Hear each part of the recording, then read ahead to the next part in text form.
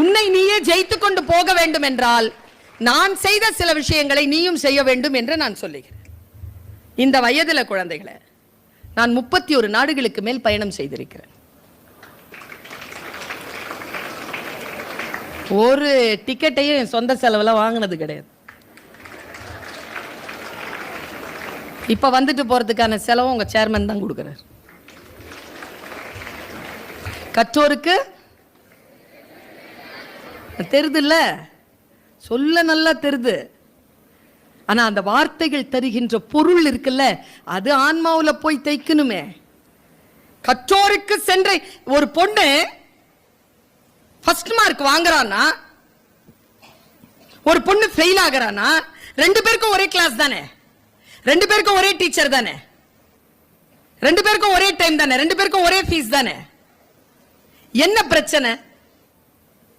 எங்கே இருக்கிறது பிழை? அந்த பிழையிலிருந்து நாம் எப்படி நம்மை தயார் செய்து கொள்ள வேண்டும்? நான் இப்படி சொல்றேன் பாரு, உனக்கு ஒரு ஸ்ட்ராட்டஜி சொல்லித்தரேன்.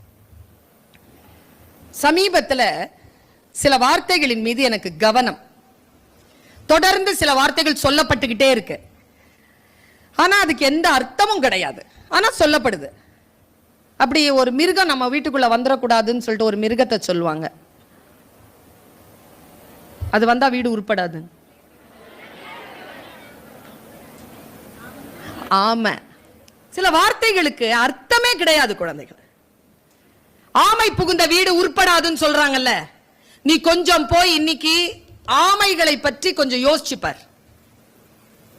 நமக்கு ஆமைங்கிறது தர்த்தரத்திற்கான குறியீடா எப்போ மாறுச்சு, யார் மாத்தனா, அதனுடைய எனர்ஜி லெவல் என்னது?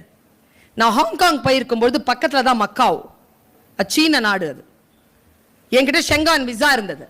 நான் உள்ள போனேன்.